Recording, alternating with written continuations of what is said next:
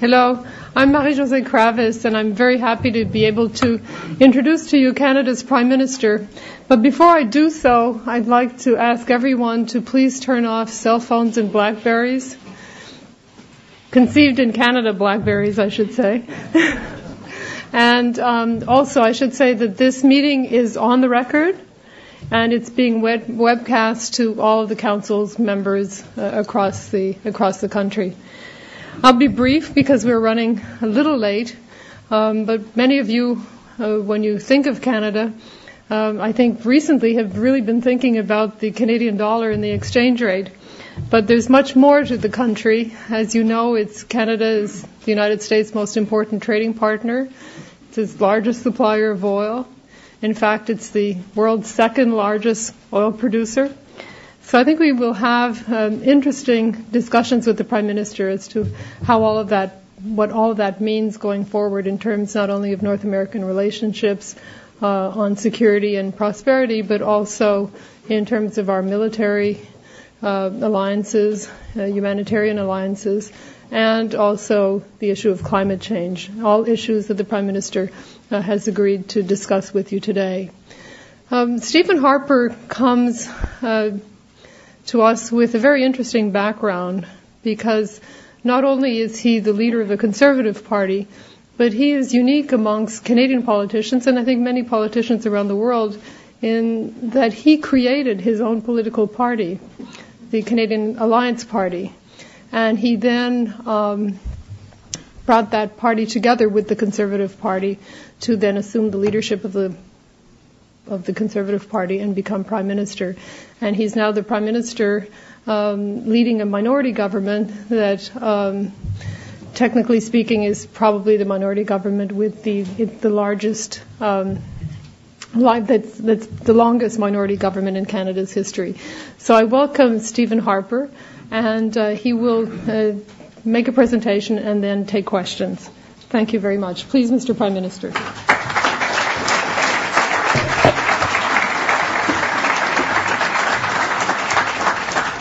Merci beaucoup, Marie-Josée. Thank you very much, Chairman Rubin, President Haas, our Consul General, Dan Sullivan is here, and thank you all, ladies and gentlemen, for attending here today. Let me just say at the outset how delighted I am to have this opportunity to address the Council on Foreign Relations. In our judgment, there is no better forum, no organization more pursuing market reform and democratic development.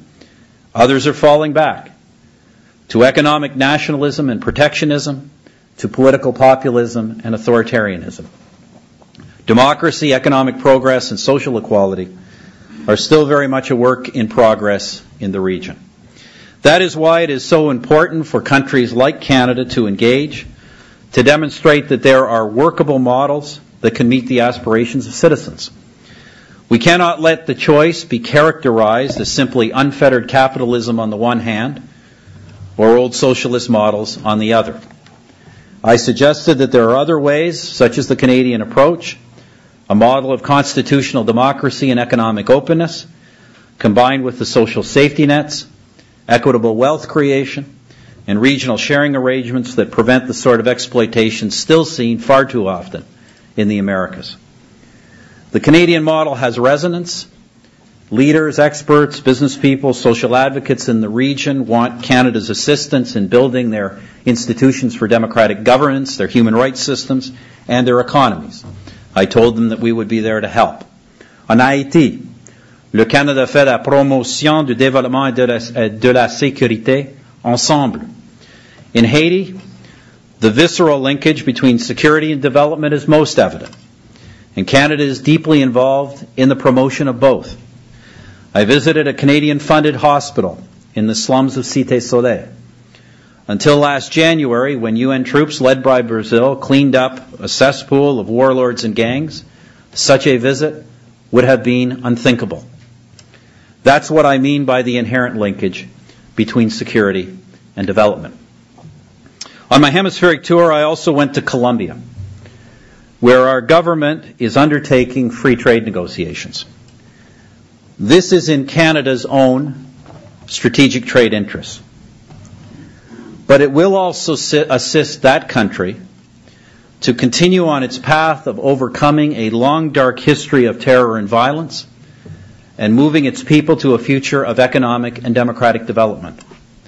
In my view, Colombia needs its democratic friends to lean forward and give them a chance at partnership and trade with North America.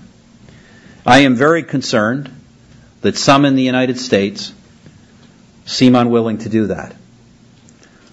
What message does that send to those who want to share in freedom and prosperity? Il y a de l'inquiétude aux États-Unis concernant l'idéologie du populisme, du nationalisme et du protectionnisme dans les Amériques et des gouvernements qui la défendent. Mais franchement, mes amis, nulle part ailleurs dans l'hémisphère qu'aux États-Unis, ces forces peuvent faire plus de dommages réels. Et si les États-Unis tournent le dos à leurs amis de la Colombie, ça sera bien plus nuisible à notre cause que tout ce dont aurait pu rêver un dictateur latino-américain. There is a lot of worry in this country about the ideology of populism, nationalism, and protectionism in the Americas and the governments that promote it. But frankly, my friends, there is nowhere in the hemisphere that those forces can do more real damage than those forces in the United States itself. And if the U.S. turns its back on its friends in Colombia, this will set back our cause far more than any Latin American dictator could hope to achieve. I say this because I believe it is incumbent upon all of us to defend our shared interests and values at home as well as abroad. And more open trade in the hemisphere is consistent with our values and in all of our interests. Let me take NAFTA. Now, I know NAFTA has become somewhat of a whipping boy to some in the United States, just as it is to some in Mexico and even to some in Canada. But the fact is that NAFTA has been unequivocally good for all of our countries. In spite of the naysayers and the doomsdayers, I could recite a litany of economic statistics to demonstrate its success, which is why virtually nobody, not even the critics, actually dares suggest we rip it up. But I would say more importantly, look south of your own border. Today, Mexico's economy is not only growing, but it now has genuine democratic elections and peaceful transfers of political power, and it is engaging with the United States and Canada on security matters. All of these things were unthinkable in the era before NAFTA was signed. I could go farther south to Chile, a country with which Canada signed a free trade agreement exactly 10 years ago.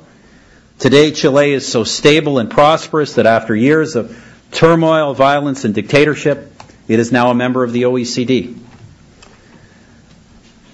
Let me conclude by returning to the theme of security. It is security and prosperity that bind our two nations. Au sommet nord-américain le mois dernier, à Montebello, les dirigeants des secteurs privés américains et canadiens nous ont exhortés à faire le lien entre la sécurité et la prospérité. Ils nous ont dit que sans le « et », nous n'aurons ni l'un ni l'autre. Voilà pourquoi l'initiative relative au voyage dans l'hémisphère occidental continue de nous inquiéter. At the North American Summit that Canada hosted in Montebello last month, I was struck by the power of the message sent to us by leaders from the American and Canadian private sectors. They appealed to us to see the connection between security and prosperity. They told us that without the and, we won't have either. Frankly, that is why we continue to be concerned about the U.S. Western Hemisphere Travel Initiative. We understand and support and are working with the U.S. government on the principle, that is security. But we don't think that the WHTI as currently conceived is either well thought out or practical. And we regret that we have not been able to make land pre-clearance happen today, just as we made air pre-clearance happen in the past. Canada and the United States must be capable of managing our border in a way that does not turn it into a barrier to commerce or to our shared prosperity. Of course, our commitment to security and to our shared values, as I said today, extends well beyond our borders. En collaboration avec d'autres puissances moyennes, le Canada peut apporter et apporte en fait une vraie contribution à la protection et à la projection de nos intérêts collectifs, tout en servant de modèle de société prospère, démocratique et compatissante, indépendante mais ouverte sur le monde. Working with other middle powers, Canada can and Canada is making a real contribution to protecting and projecting to the Canadian way of life, become Canadians, but we also believe that Canadian society changes to some degree to reflect immigrants themselves. And we believe that's a good thing. We have, there was, I'm sure in this country, widely reported, we had some arrests of terrorist suspects last year in Toronto. That investigation was assisted by large numbers of people in the immigrant communities themselves. We have a good commitment to the Canadian way of life and to our values, and I believe overwhelmingly that when people come to Canada, or for that matter to the United States, they come because they want to belong. That's why they come, and we should welcome them and celebrate that. I do want to respond a little bit more detail, if you don't mind me asking, because there has been and continues to be suggestions that the relatively generous nature of Canada's immigration, or more particularly its refugee system, constitutes a security threat, either to Canada or to the continent. I would agree we have a very liberal refugee system compared to most countries. That said, it's a big leap to go from it's a liberal immigration system to it's a security threat. We have security screening procedures. We do deport people. We deported 12,000 people last year. We identify security threats, in most cases, long before they ever arrive at our shores and deal with them there. As I say, we do deport. We do incarcerate people. We do monitor people, and we work closely with all agencies in the United States in terms of these responsibilities. They're shared responsibilities towards our continent. So, we do bristle when I hear these suggestions. There was a report recently. It talked about a terrorist suspect that was arrested at the Canadian border some years ago for trial in the United States. First of all, this was not a refugee. This was an immigrant. But in any case, that arrest took place through the cooperative action of Canadian and American authorities. So we take our responsibilities very seriously. The United States has no more secure border than its northern border. And I don't just mean its southern border, I mean its eastern and its western border as well. The most secure border of the United States is its northern border by far. Okay. And we take that responsibility seriously. Thank you. I know there are many hands that have gone up, so I'm going to ask everyone to limit yourselves to one question, please. Over here. Madam. Thank you. Bienvenue. Paula DePerna, Chicago Climate Exchange. You alluded to a change in overseas development assistance and a tweaking of that. I wonder if you could elaborate on whether your views about conditionality, and particularly whether you intend to introduce a higher degree of environmental screening or conditionality of any kind. The short answer is no, I can't answer that.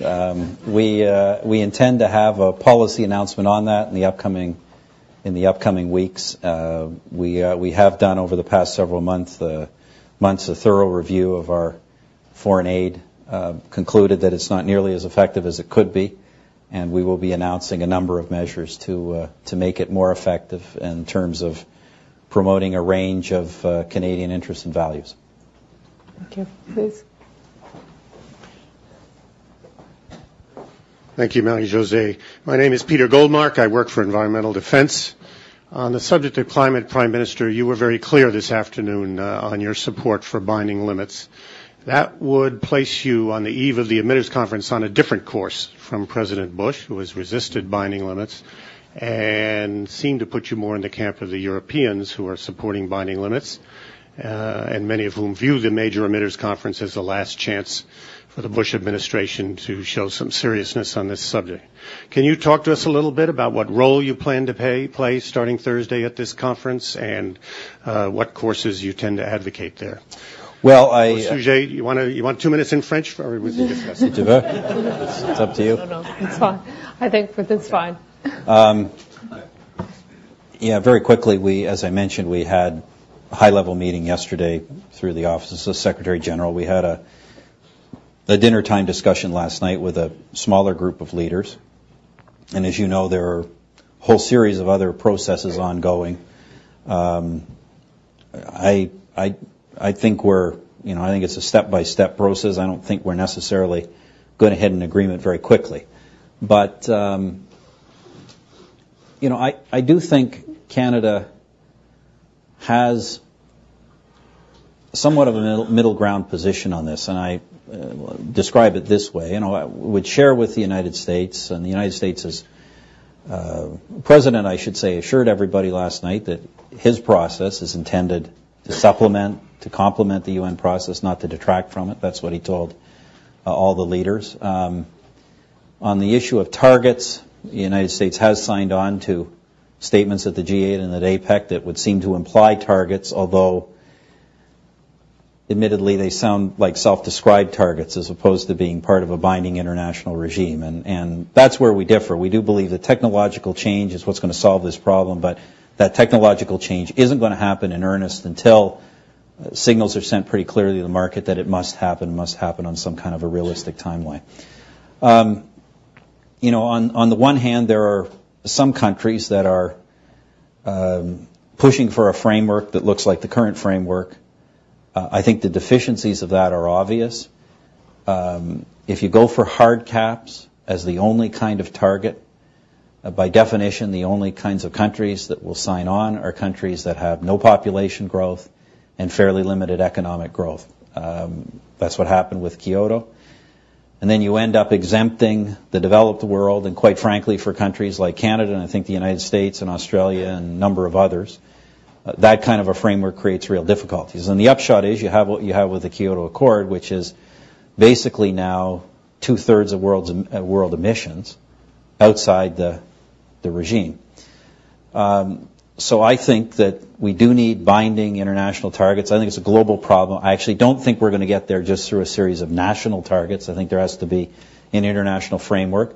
But those targets have to be described and established in a way that recognize not just poor countries, but different economic circumstances, and so that they can apply to a range of economic conditions. I happen to believe strongly that if one takes this seriously, you'll conclude that you need targets based on intensity of emission per economic unit of economic output.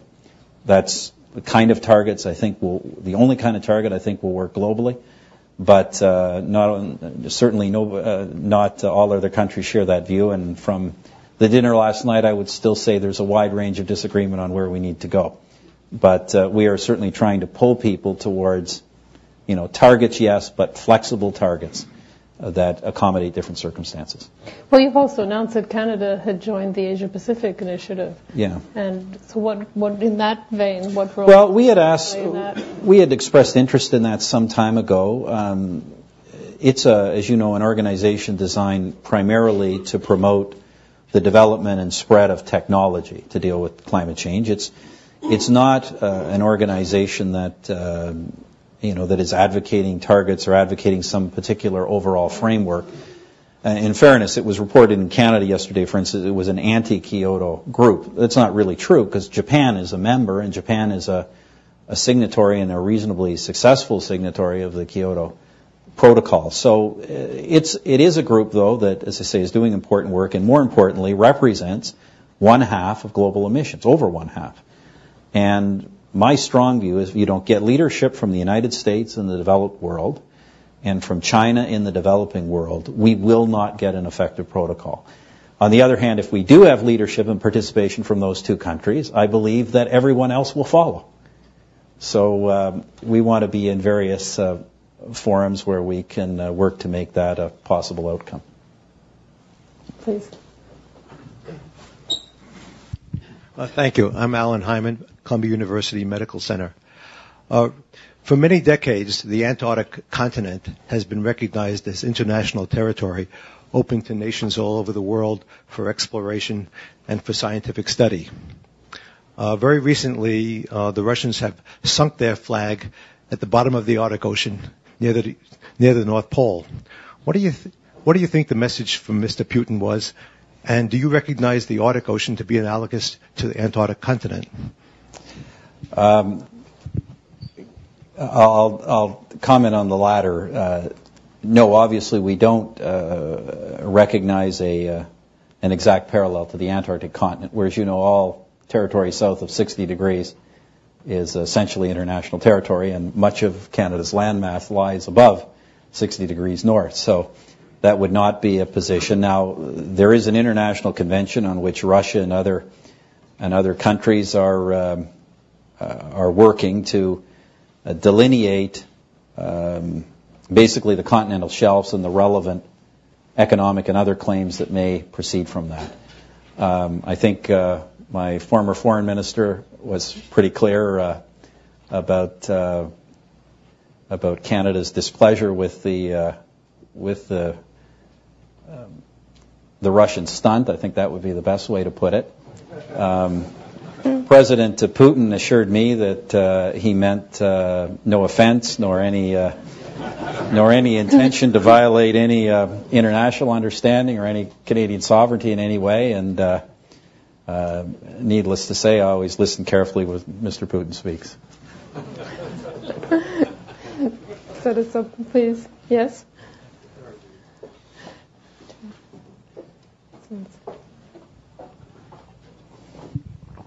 I'm Ted Sorensen from Paul Weiss, Mr. Prime Minister.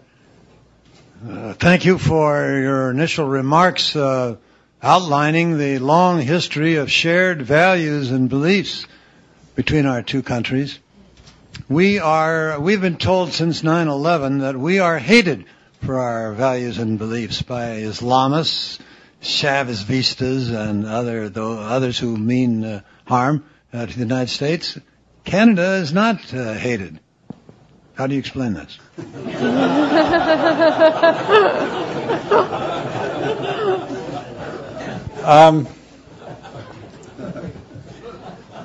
Well, I'm trying to think of how to answer that one. We have a different way of expressing. Yeah, you can answer it. I'm not sure. First of all, yeah, sure. I'm not sure, in all fairness, that the United States is hated. It's certainly hated in some circles, and the United States as a nation. I suspect in the circles where the United States as a nation is genuinely hated, and you mentioned a couple of them, I suspect Canada is equally hated, as are all countries that stand for those values. The American administration, to be frank, is more widely unpopular than the United States itself. But that's ultimately an issue for American domestic politics. I've always taken the view that Canadian Prime Minister and Canadian government have a responsibility. Canadian Prime Minister has a responsibility to establish a good working relationship with the President of the United States, regardless of political party or regardless of political discourse in either country, and we do our best to work productively with the American administration. Canada is perceived differently. I think Canada is different, but Canada is also perceived differently internationally. Canada has no history anywhere in the world of conquest or domination. It's probably hard to perceive of Canada being in that kind of a position. Canada is also perceived, as maybe a less pure model of values than the United States, but a more complex one. We are a bicultural country, which I think gives Canadian political leaders and its foreign policy people a more inherent understanding of the importance of cultural difference in a pluralistic world.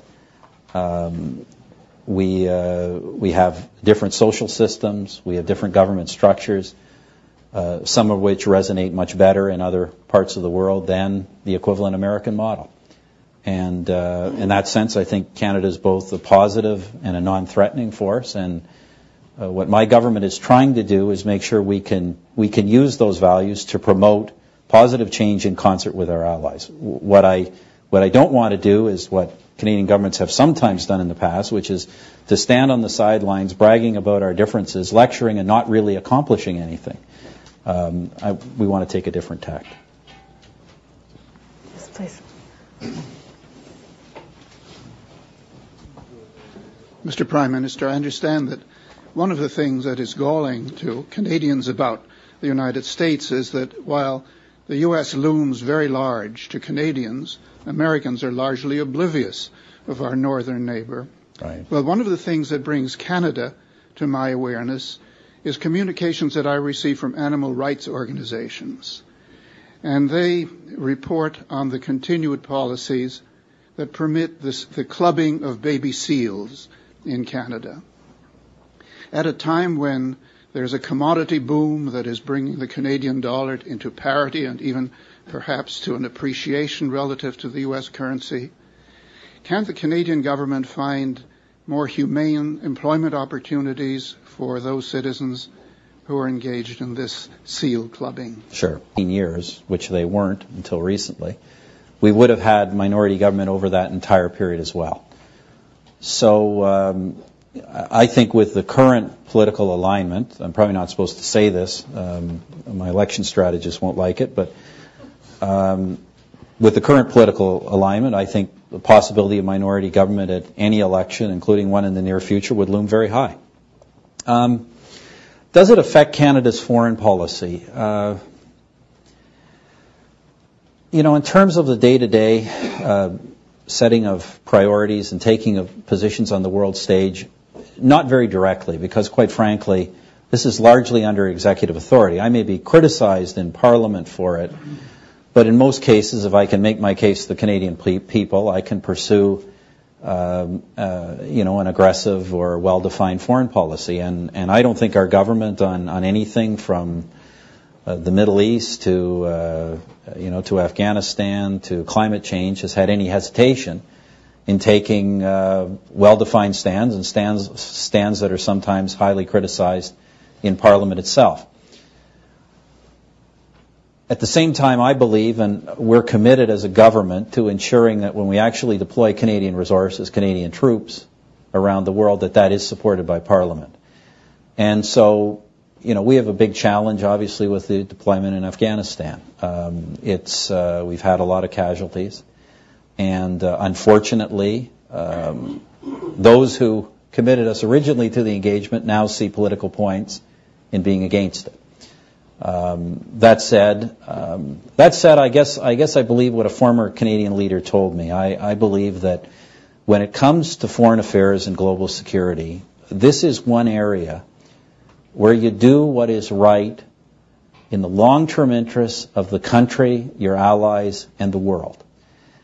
And that Canadians, whether they agree or disagree with an individual decision, will support a government that it thinks conducts foreign policy in that manner. If they think a government conducts foreign policy not in that manner or has a weak or visionless foreign policy, then you're in trouble. So I will put it this way, that under a minority government, this government's foreign policy will not change, will not be any different than it would be under a majority government. Please. No, it's just behind you. My name is Richard Erb, and I'm a council member from western Montana, just below Glacier Park and Flathead Lake. But I'm tempted to ask a question about the coal project and the coal methane project, but I'm not going to ask that question. What I want to I'm not going to answer it. So I'm glad you didn't. When you look around the world, in many countries with conflicts among ethnic groups, indigenous tribes, religious groups that cause tension and sometimes bloodshed, what lessons from Canada's experience in dealing with these issues do you think would be most relevant to the rest of the world? It's a really good question. And obviously, one of the things that Canadian diplomats try and do is do try and work with other countries where there is ethnic or tribal conflict to impart lessons from Canada. Now, one of the biggest lessons from Canada is these problems aren't solved overnight. I mean, Canada is a peaceful, prosperous society, took a long time to develop, and we had our ups and downs along the way. I think there's, first of all, a lesson that comes from all democratic societies, and that is that the process of democratic government is not about final victory. It is a process.